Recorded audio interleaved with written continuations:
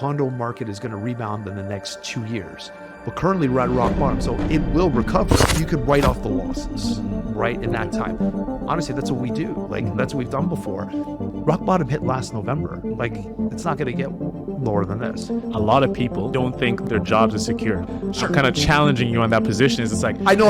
Listen, that's why I preface I'm going to sound like a dick. And I get it. I'm not talking to those people. Like, listen, I'm sorry. I'm a landlord, right? I'm a landlord. I love the fact that you rent from me, and I will continue to be a landlord. But I had one tenant who lived with me for 9 years. And I looked at him like, what are you doing? Do you know what the interest rate on a rental property is when you're renting as a tenant? 100% interest.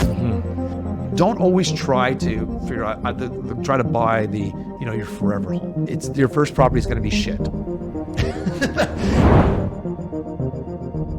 Welcome back, everybody, for a brand new episode of the DC Talks podcast with David Chinelli, the main man over here. What's up, buddy? With Oxblood. Jack, how you doing today, man? Doing all right, feeling fresh, ready to get into this. Fresh to death. All right, let's get straight into it, man. A lot of things are happening in the market right now. Some things that you're sharing with me. There's so much opportunity that exists right now, but people are not taking action on the real estate market.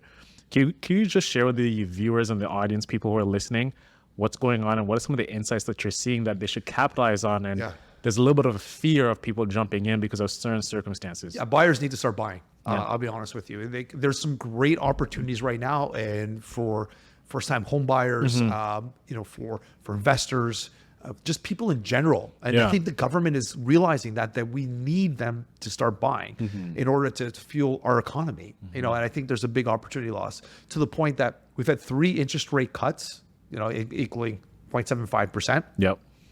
Nothing's happened. We have over 22,000 listings at the end of August. Right now at this recording, we haven't got the September numbers just yet. So we're going to go based on August numbers. We had the slowest August we've seen for sales and price is over last year. And last year we had 2 interest rate increases. So the government's like saying, hey, like we need to do something. Inflation's at the level we need to be at. We know people can't afford stuff. We get that. So they're trying to do things to entice people. So on September 16th, the government announced that two announcements, which helped us, hopefully for buyers, for first-time home buyers. Now you're able to qualify for 30-year amortizations. 30 in the past. Amortization basically means how long it's going to take you to pay off a loan, right? Yeah. So if you go to mortgage, 30-year amortization means that's the life of it. You should be able to pay off this house in 30 years. Right now, it was at 25, right? So you only had 25 years. Why does that help you? Well, sure, interest, you're paying 5 more years of interest, but your payments on a monthly basis are less because they spread out the payments over 30 years as opposed to 25. When I bought my second house, 2007, we did a 40-year amortization. 40. I thought the standard was a 25. No, it went from 25. It went to 30, 35, 40. Yeah. They wanted people to start buying using that. And at that point, we only had to put 5% down as well. And Natalie and I, that was our matrimonial home. That was my second home. But now they've tightened up the rate. So that's one of the changes. And the reason why they're doing that, it's good for investors as well. Investors, you want to have a longer amortization period. 30 years, if you can qualify for 30 years, it's better. Why is that? Do you know why? Pardon? I was just looking at my notes. You look at notes. Okay, great. Isaac, do you know why it's better to have an investor? Why do you want a longer amortization period? No, well, that's one thing. Sure, cash flow is better for you because, again, you're spreading it over. But the idea is for interest. Interest. Because the first half of the life of an investment, you're paying mostly interest. Higher interest means higher write-offs. Right? Yep. So you can write that down. So your payments are less, but your interest is higher, which means you can write off at tax time a larger amount. Does that make sense? Absolutely. So for the first 15 years of a 30-year amortization, you're higher on interest. That means you're more of a tax write-off. Whereas opposed to 25 years, only the first 12 and a half years, it's higher on interest. Right? So you're getting more longevity out of it. Right? So that's one of the announcements that came out. The other announcement they had was, what was the other announcement they had? There's a 15-year, and the second one's, right now, if you pay anything more than $1 million, you have to come up with 20%. That's the cap. It's called insured mortgages. So basically, if you're paying under $1 million, even $999,999, you could put 5 or 10%, whatever you qualify. You don't have to put 20%. As soon as that $1 million mark hits, boom, 20%. $200,000 is due as your down payment. Wow. No questions asked. 200 and up. Now they've changed that threshold, which comes into effect as of December 15th. That number, that post has been moved to 1.5. That's huge. That's $500,000. Again, you still have to qualify, guys. You still have to qualify for the amount, but that's huge. So now if you're paying 1.2, 1.3, 1.4, you don't have to put 20% down. Before it was $1 million. Anything over $1 million is 20% down, and now they've pushed that threshold. Like anything, let's say $1 million is going to go back to 5%, so it's only at 1.5 down. Over 1.5, 1.5 and higher. 20% down. Okay. Right. So at 1.5, you have to put $300,000 down. Yeah. Right. Okay, So if you're buying 1.5, 1.6, up and up and up and up. Okay, got it. Yeah. It has to be 20%. Yeah. Now, again, this is for your principal residence. It's not for an investment. I believe the investment properties are still 20%. So that doesn't change. Yeah. Right. But again, see the opportunities. They're trying to make it easier for people to purchase. Also for resales, they're changing the stress test. I think they're getting rid of the stress test if you're refinancing. So talk to your mortgage broker about that. I'm just telling you what it looks like on our side. So that will help you like qualify. So always reach out to your mortgage brokers. So we're in this opportunity right now. We're looking at it and we're like, okay, well, what's happening? Why are they doing this? Well, we've had those 3 interest rate hikes and we've had no buyers come to the market. I have a ton of listings right now. We're not even getting showings and they're some of them below market value. Yeah. And we're just scratching our heads. And I'm like, guys, we just did a first-time home buyer seminar and we showed people like right now, if you're a first-time home buyer, we had average sale price for both condos and townhouses under $1 million. So even if you stuck with that threshold right now about that cap at $1 million, right? You don't have to put 20% down. The 416 had townhomes were $906,000 in the 416 average sale price and $981,000 in for condos, which are both down 6.6% for townhomes and 6% for the average sale price compared to last year. Guys, that's huge. Why is that huge? Well, think about it. Like, right, we've not had a market where the numbers have gone down this much for this prolonged period of time. It tells me there's opportunity right now. When I was an analyst, I remember I said back in 2008, we had people from TD and their highest in the economic forums telling us, oh, condo markets are in a bubble. We didn't have as many people coming in. But we had, up until the pandemic, we had 80 or 82 months of continuous growth. That means year over year price increase consecutively. Right now, we're in a market right now because of, Trudeau came out with, he came out with those capital gains increases. We right now also renters haven't been great. So landlords are trying to sell their properties, the higher interest rates. So what's happened is these landlords have decided to put their homes, their units up for sale. Yeah. So I think it was in May, I believe it was, we had a 96% increase in condos of inventory compared to the year before. Wow. So we had an influx of people. So what tells you is that that's an opportunity. Prices are dropping because buyers aren't buying. Well, why aren't they buying? Why aren't they buying? You can use the excuse as much as you want as I think it's not an excuse. You can use the excuse, well, I don't have the money, right? Yeah. I get that, right? But what I'm finding right now is that buyers have always had herd mentality. What do I mean by that? When I say herd mentality, what do you think I mean by that? Going with the crowd, right? Always go with the crowd. Going with the news, going with everything that's being shown to you without really doing research. Yep. You kind of seek solace in understanding like, okay, I have other things I got to think about. If this is what the common populace are thinking about, I'm going to follow what they say. Yeah. Right. Well, they're scared, right? So it's like, well, I look at this price and it's like average price is $681,000. Like, hey, I'm like, well, there's one portion that's like, how low can it go? And they're like, maybe it'll jump.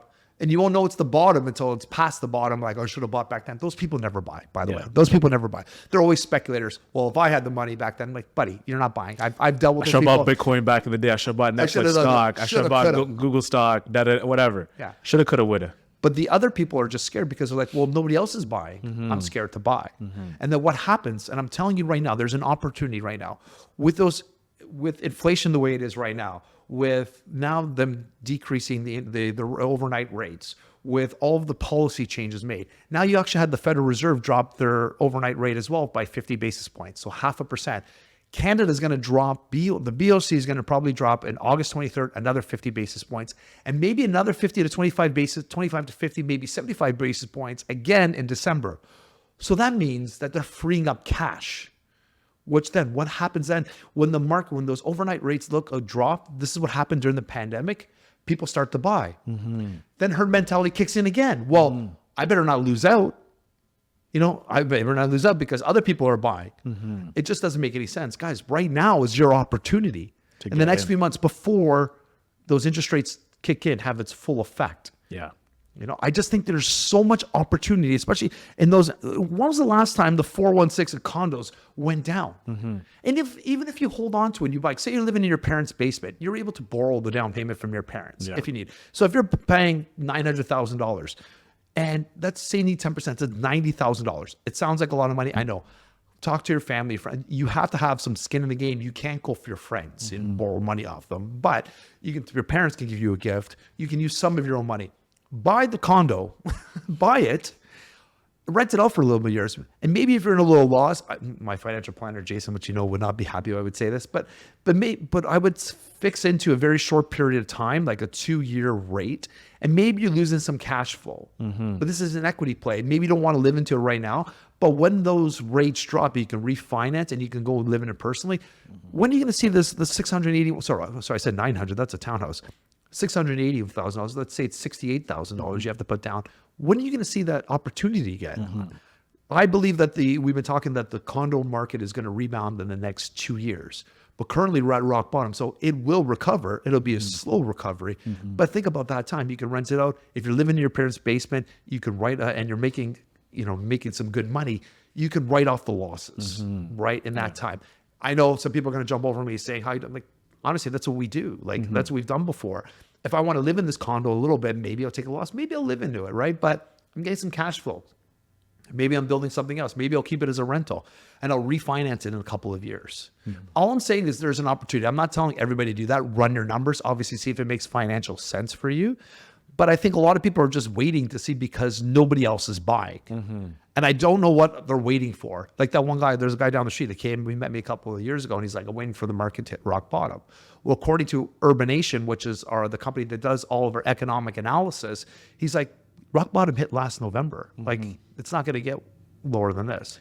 So do you think it's more of like the information asymmetry? Like people don't have access to information, or they're too occupied with other things to seek out the information? There's a lot of information out there how bad our economy is. And I think people are just scared about making any moves. And I get it. Listen, I understand. But in economic times, you always got to put money into some sort of asset, right? And if you haven't put money in gold and silver, I wouldn't put in oil, but maybe. But stocks don't always perform well. At least if there's a place you need to live, people always need a place to live. And if you're seeing opportunities now, like I just don't think people are thinking of it that way. And I think they're just like, well, nobody else is buying, and look how bad the market's getting. Well, I'm saying, well, look at the last time they dropped those interest rates that much. It's only going to be a matter of time before the rates go up. Right now, the market is suppressed because of what's happening. People don't have disposable income. We get that. There are people. We have the highest amount of unemployment we've seen in a long time. I think right now we have more unemployment than the whole in Toronto than the whole city of Buffalo. That's a lot of people unemployed. There's a lot of people struggling.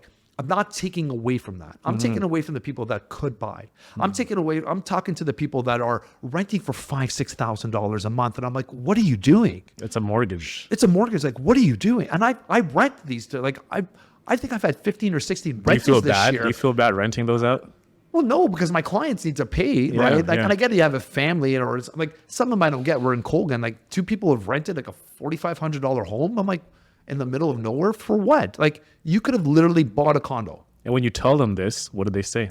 Well, everybody has different answers. Different needs, yeah. Right, different needs. Now, what's the common answer you get? The common answer, the ones that are the most of the older, they're older. And they're like, well, I don't care. Yeah.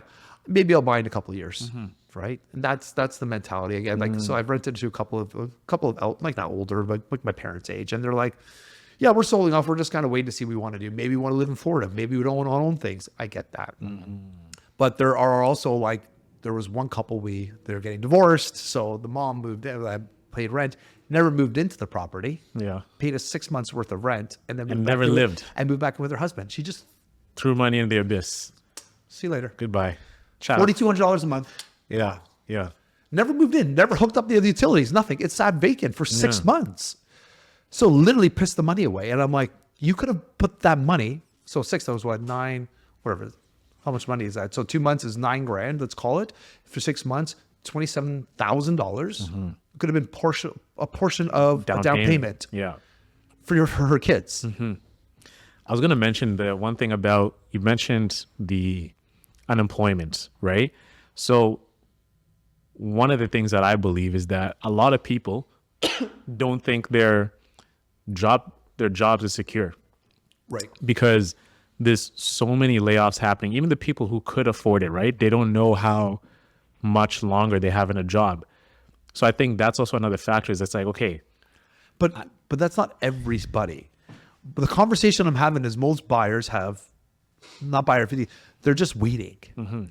but the thing is, I'm saying, DC, what I'm about to say is, it's like the way you're making it, you're framing this is like everybody needs to get on this opportunity. That's why I'm kind of challenging you on that position. Is it's like, I know. Listen, that's why I preface. I'm going to sound like a dick, and I get it. I'm not talking to those people. Like, listen, I'm somebody has a secure job, maybe has that too. Maybe somebody who's renting, who's already pissing money away.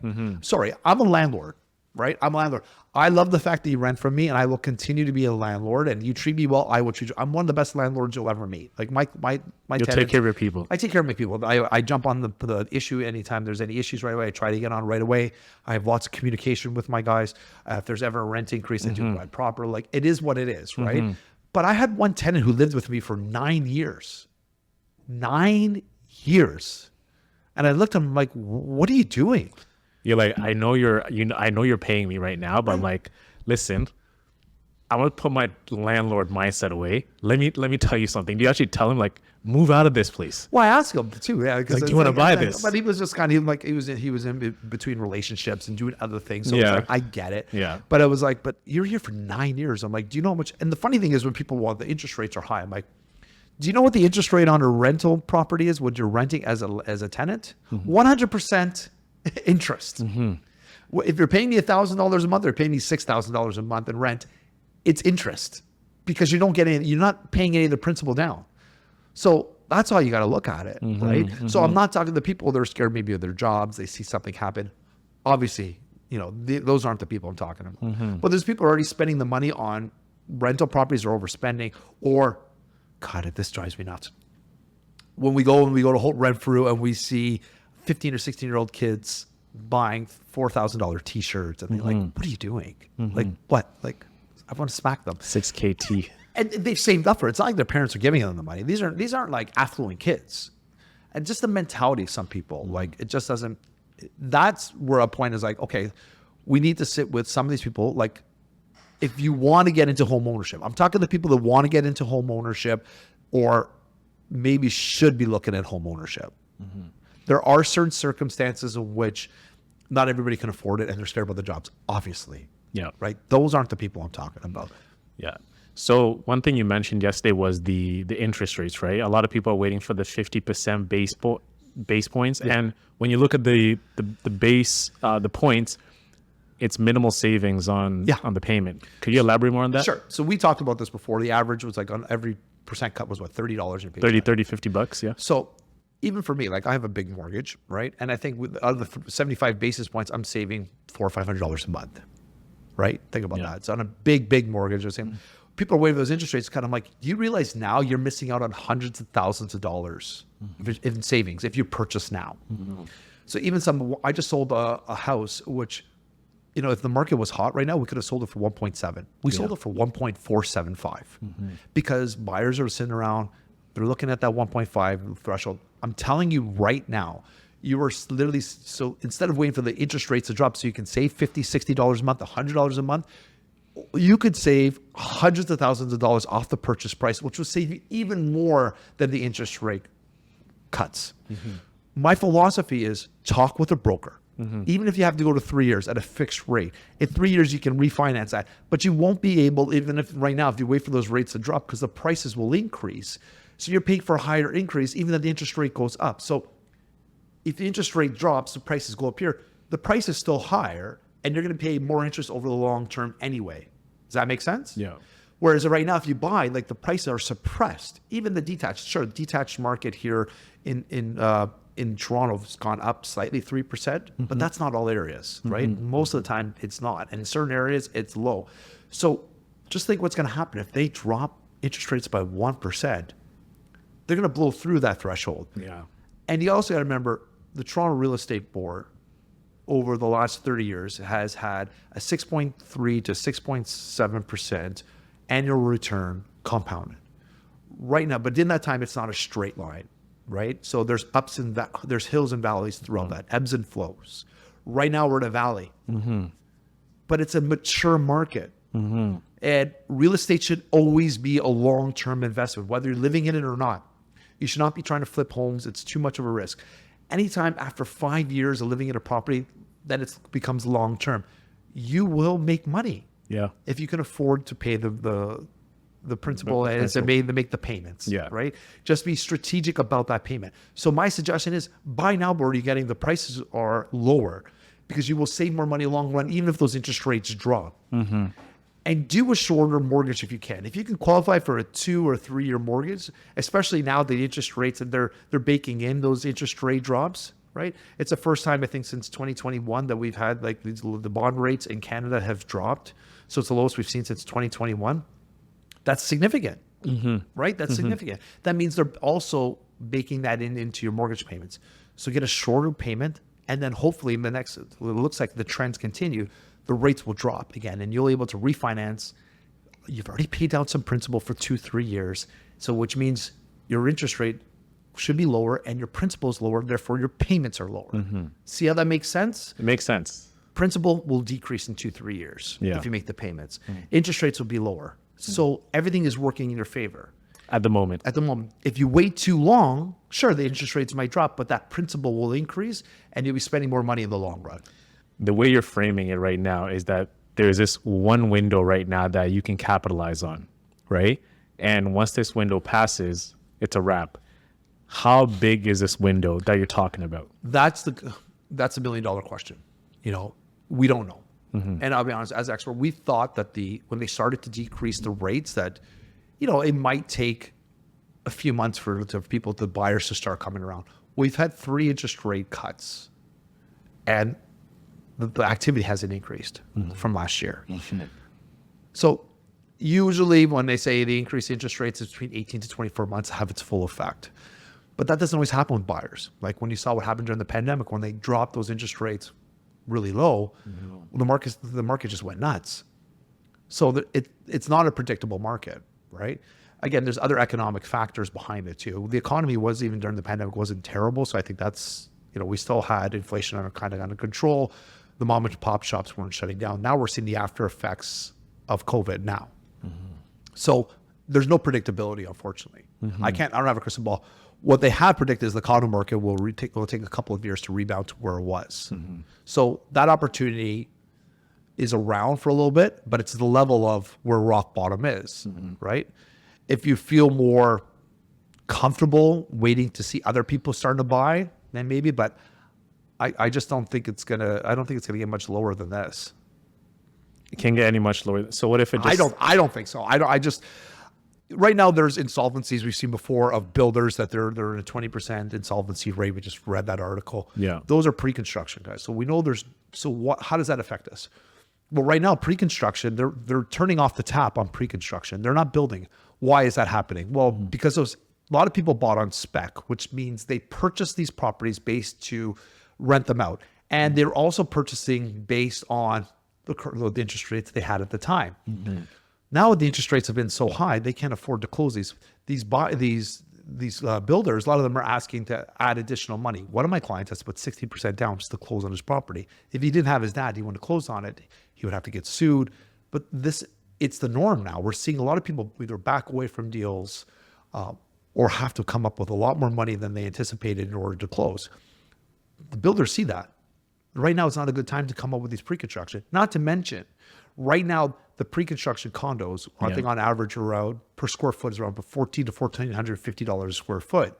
Whereas a resale where a condo is already built, around $850 to $900, that's a $600,000 swing. Yeah. It makes no sense for some buyers to wait 4 or 5, 6 years till a condo is built, and where they can buy it now and live in it or rent it out right now, right?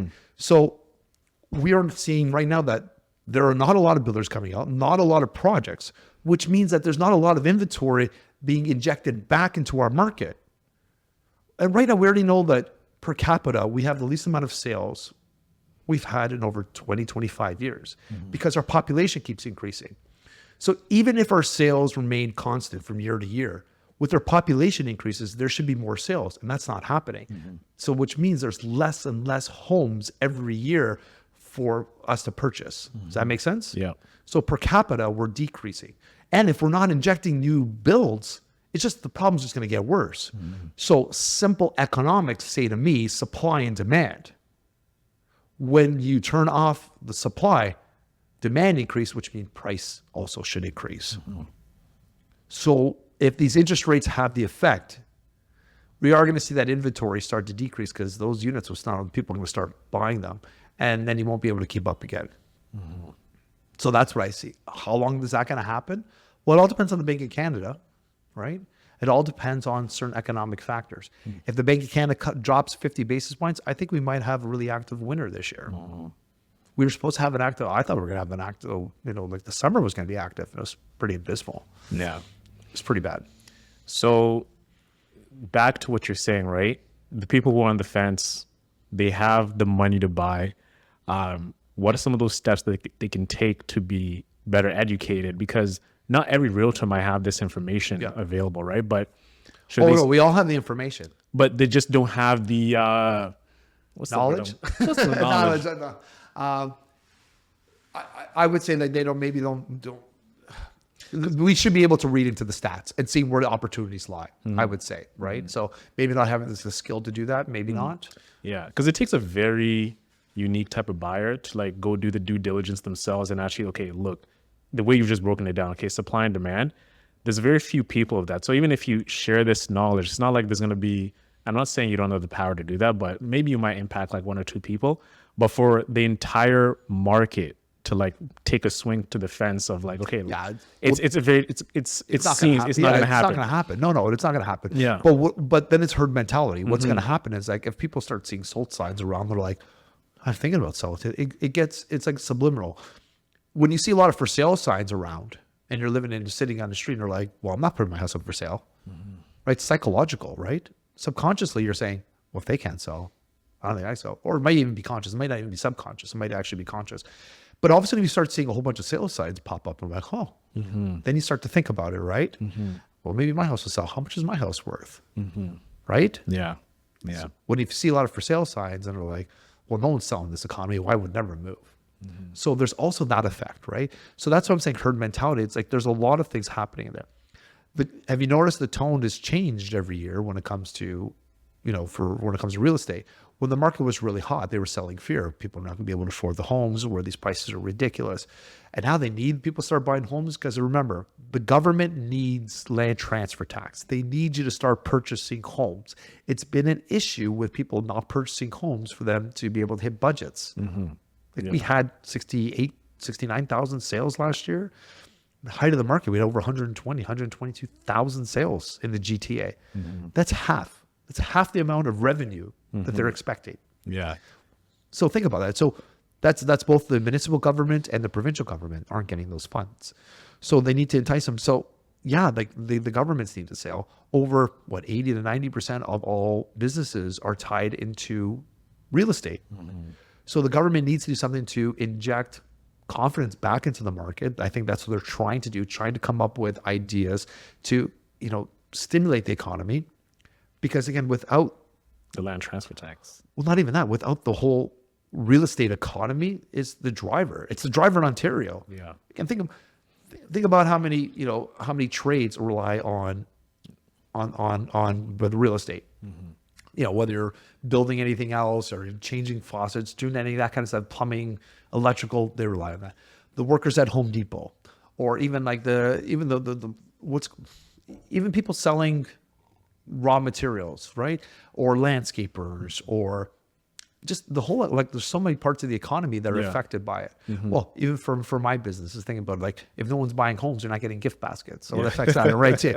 Maybe I'm not doing as many parties, maybe I'm not going to restaurants as often, right? Because it's part of the journey. I am not ruling my, Your clients. my clients. I'm not going to as many Raptor games, and then if I'm not going to Raptor games, maybe I'm not going to the concession stand as much. So everything gets affected by a whole real cycle. estate. Yeah. Not just me. I'm just saying, I'm using myself as an example. Yeah. But there's in you, like anybody else, it can translate into any other business. Like think about the corporate, the suites. Yeah. They got to take people out. Everything gets affected. I think just everyone's mentality is so damaged over the past 5 or so years. Well, we need to change our government. Change our government, right? I put a plug in there. Everybody's so, especially since after COVID, people are just so done. They're just trying to get back their lives to where they were at. It's so hard for them to think like the way you're trying to think, see opportunity, because you're in the inside, right? You see opportunity, but for them, they're like, and I can think about my parents too. Like my parents own 2 properties right now. The last Do thing they want to sell? Just kidding. they might Try to get my try to get a listing appointment. Hey, tell them to come in. I'll show them all sell their home. they're trying to sell. I think the one in they have like a house by Fanshawe College that just it kind of got damaged, and I think the repairs and everything on top of it were like, but they're just keeping it just to collect the student. But Yeah. I'm trying to think about my mom and dad. Would they want to buy at this time, even though they possibly could? My mom's like, okay, let's just make more money, make more money. That's her mindset. Even though she could look into other things, her mindset is so occupied with other things that, and I'm just trying to like reason I with, always say for selling wise, I'm saying your parents, it's like, so or buying, sorry, not buying. yeah, no, I'm just saying for selling. One thing I've said about real estate, my dad installed this with me, and I'm sharing some of my investment advice to most people is like, if you don't have to sell an investment property, don't, right? Try to keep it for the long term. If you can refinance it, you can purchase other things using that. You can make it look better. You can add on to it. You can do lots of the properties. The only time you sell a property is if you're trying to purchase something else, right? You don't sell an investment property for the money. You get dinged on taxes, capital gains. But you can help build on it, right? Unless sometimes if it becomes a headache, I get it. Maybe it's just not worth it at some point. It might be another reason. But don't sell investment properties just to sell investment properties, right? You can use it as leverage. You can leave it to your kids. My very first investment property, when we had a fire in 2008, and by the time it was fixed, it was 2009, the contractor asked us openly, he's like, are you fixing this property to sell, or are you fixing this property for the long term? And both my wife and I were like, 100% the long term. He's like, okay, we're going to put better materials in there because we want it to stay. I'm like, well, what's long term for you? He asked me. I'm like, we are never selling this property. We're going to give it to our kids. And then later on, like that's part, it says in the Bible too, we're supposed to pass on wealth to our kids. That's even what my mom was saying, like Yeah. for my sisters and I to split like responsibility for the house in 15 years, because they're going to move back to Nairobi as they get older. Nice. So I know, even though I say years from now, like 20 years, I'm just going to go like this. Right. And Well, I've owned my investment property for 20 years now, almost. yeah, and look how fast that's gone. I remember when we bought our house in Sarnia, and I remember my mom was like, I was learning about like the mortgage and everything. Yeah, we have like I think it's like a 20-year mortgage. Maybe it might be wrong. But I remember like, the thing is like, you have this mortgage for 20 years. I'm like, and as a little kid at the time, I was around 12. It's like, that's a long time. Now look at me, like, it just feels like we moved into Sarnia like not too long ago. And that was 2005. There's some countries that do 100 years amortization, right? 100 years? Yeah. So you basically pass it on to your kids. Yeah. Yeah. Yeah. It's Wow. crazy. Yeah. Well, there are some here in Toronto. I can't even say Toronto. Here in Canada, like our mortgages are much different. Like I have a good friend of mine he's a realtor in Madison, Wisconsin, and we never really talk because he's a realtor. We're talking about the differences, finances, and what things mean because it translates different. And it's funny when they buy a house over there in the States, they don't do 5-year increments like we do. So say they have a 30-year amortization. Well, their mortgage is for 30 years. They're locked in for 30 years for that rate. So you never have to refinance it after that. Whereas, for us, 25 years, we break it into 5 increments every, like that's on average. I'm just making it simple, but they don't do that. So they're like, so you have to negotiate after every, like say 5 years. So I'm like, yep. And it's like, and you can move here investment too. You can move your mortgage to another company. They're like, wow, like I guess they can do that too. If another one gives a better rate. But if they want to just keep it for the 30 years and just let it ride, if they have a ridiculous rate, they can do that. Just thought that was pretty interesting. We don't have that. We don't have those options here. Yeah. And it's also interesting too to think about people like my age and younger who are struggling to get into real estate. People like, you know, your father and your mother. Your family was very fortunate to like have a father figure like the one that you had. RIP to Mr. Chinelli, by the way. To leave behind those properties and everything, right? So it'll be a challenge for the future generation who can't even get into the market to be able to pass on This that. is, you asked me a question before, so let's circle back. Like, Yeah, what whatever. does somebody need to do? So the first thing you should always do is, because talk with a realtor is like, you don't even talk to a realtor first. Like talk to a realtor if you want, which is not a bad step, but who do they recommend for a mortgage and why do you do that? You don't just walk into a bank. It's okay. You can walk into a bank, but they don't always have the same products, Insights. rates, products, etc. It's always good to talk to a mortgage broker that has multiple lenders.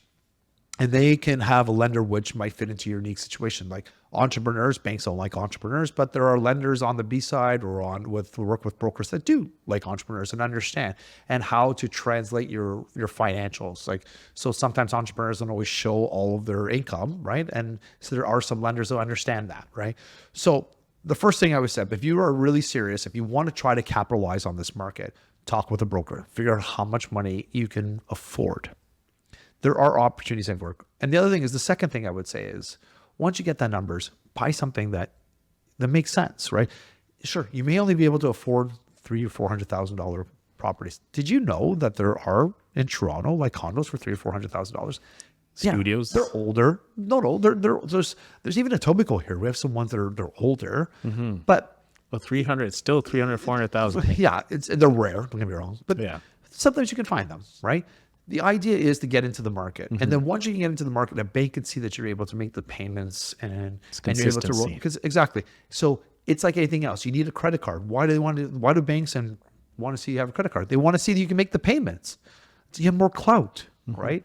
So don't always try to figure out, try to buy your forever home, right? Is if you're young and you want to capitalize on this opportunity, talk with a broker, try to get in there.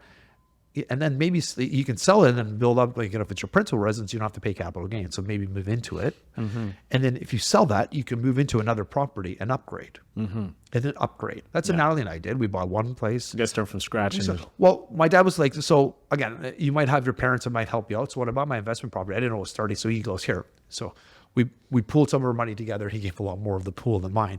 So, but again, we bought a $6. You didn't have to buy that $6. He wanted. I'm like, Dad, I don't know if I didn't know if I wanted it, but he's like, so I was fortunate enough to have a dad that said, listen, this is a good investment, but I didn't need to start that big. So when Natalie and I bought our matrimonial home, it was a little bungalow, a bungalow in Royal York. We pulled the equity from that property, used some of our own money, and we were able to buy that. And then from that property, we were able to pull that equity. And at one point we had that as rental, and then we bought another property. And from that house, then we sold out. So we kept upgrading because we were in the market. You set in a longer period of time. The problem is most people don't know where to start. Just start. If you really want to own a property, your first property is going to be shit.